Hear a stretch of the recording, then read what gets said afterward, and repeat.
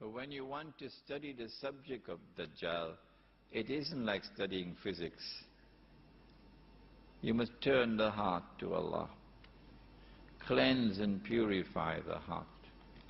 Make 2 rakat nafs salat, for example.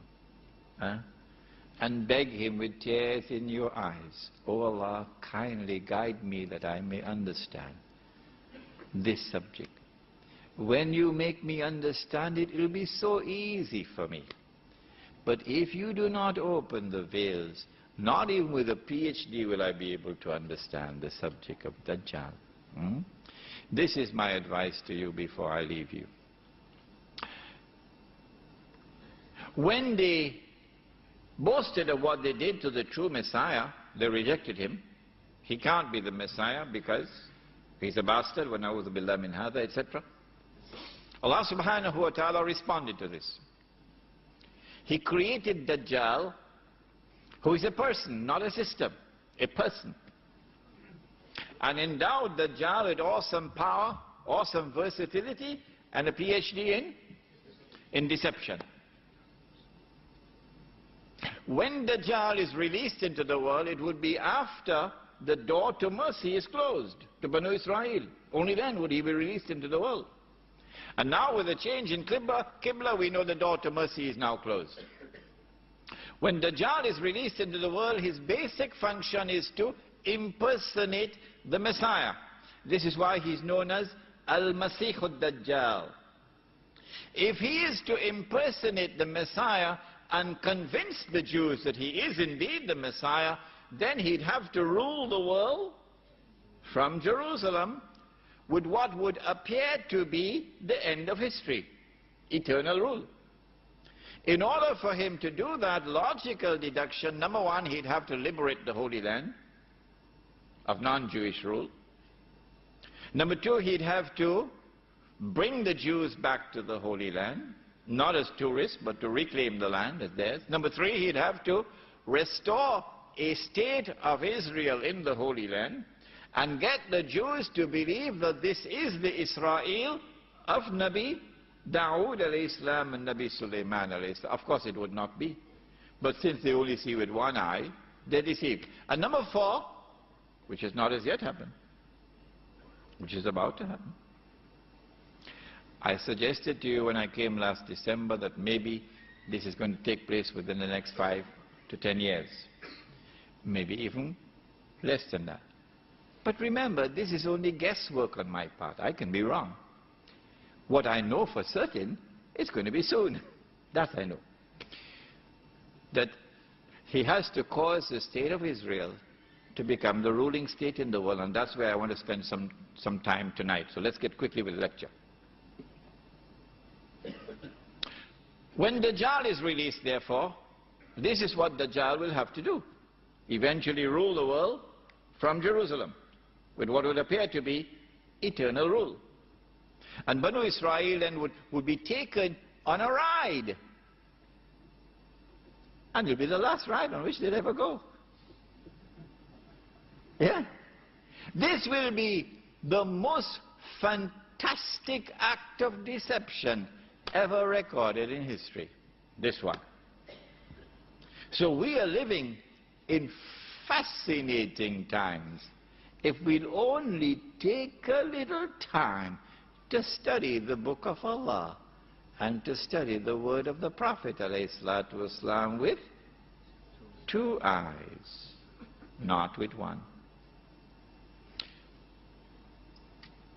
When Dajjal is released, said the Prophet ﷺ, he will live on earth for 40 days, one day like a year, one day like a month, one day like a week, and the rest of his days like your days. Sahih Muslim.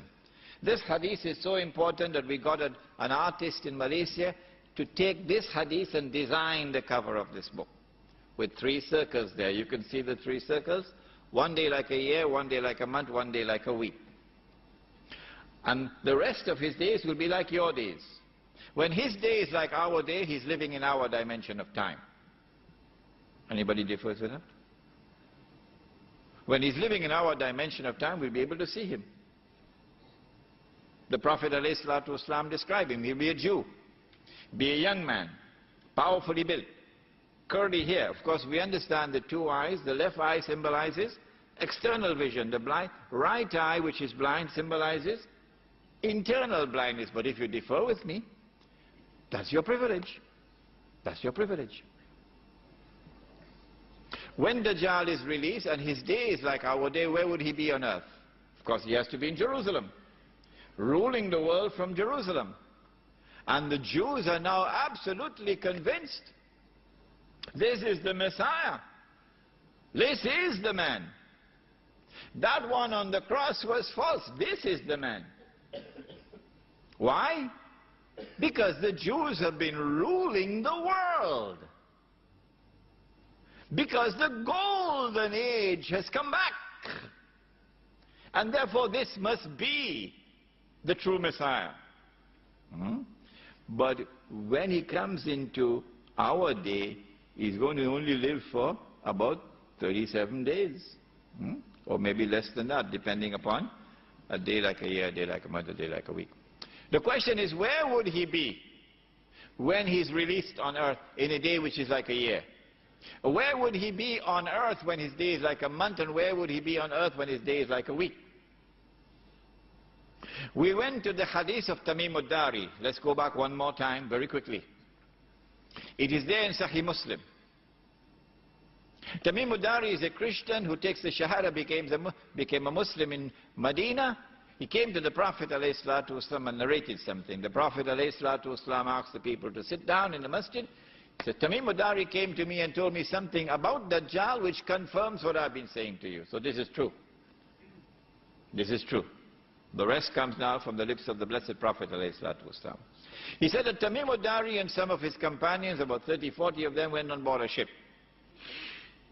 And then the ship was tossed in the waves, so a storm, for a whole month, until they reached land. If you're on the western side of Arabia, because that's where Tamim ad-Dari is, the western side of Arabia, and you get on board a ship, the ship has to be either in the Red Sea or the Mediterranean Sea. Although somebody in Cape Town told me the Atlantic Ocean. Either the Red Sea or the Mediterranean Sea. We eliminate the Red Sea because it's too narrow. If a storm is blowing for a whole month,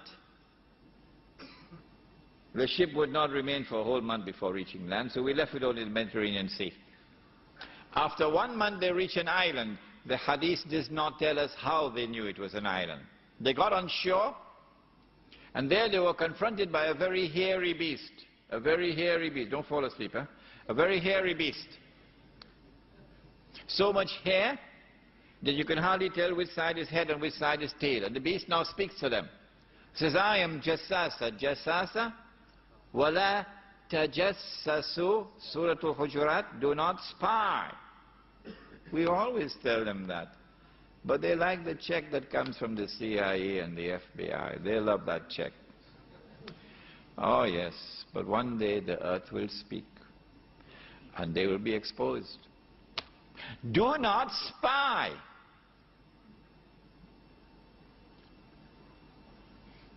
This is Jassasa, spy. So an island of people who have a PhD in spying and espionage, intelligence work. And then Jassasa directs them to a monastery. And they go hurriedly to the monastery because they want to get away from Jassasa. When they reach there, they find this powerful man, young man, powerfully built, curly hair, but nothing about his eyes in the hadith. And he's in chains. His hands are chained to his neck, his feet are chained with nicest way. If any robbers come to rob you and you catch hold, it's the best way to tie them up. And now, this man starts to question them. Very interesting questions. We don't have the time to go through those questions, but we have them in this book here. And then after the questioning is over, the man says, I am Dajjal. I am Dajjal. So up to that moment, in Medina, after the Hijrah, Dajjal had not as yet been released. Okay? He says, I am Dajjal. And when I am released, I will enter every town and every city. But he didn't mention villages. No. So now we know from this hadith that when Dajjal is released and launches his mission to impersonate the Messiah, and therefore to ultimately rule the world from Jerusalem, it is from this island that he must launch his attack. And the question that we ask is, which island is it? We give an answer, but you don't have to agree with us. Yes, you don't have to agree. This is our answer. But if you differ with us, then you should point out to us which is the correct answer.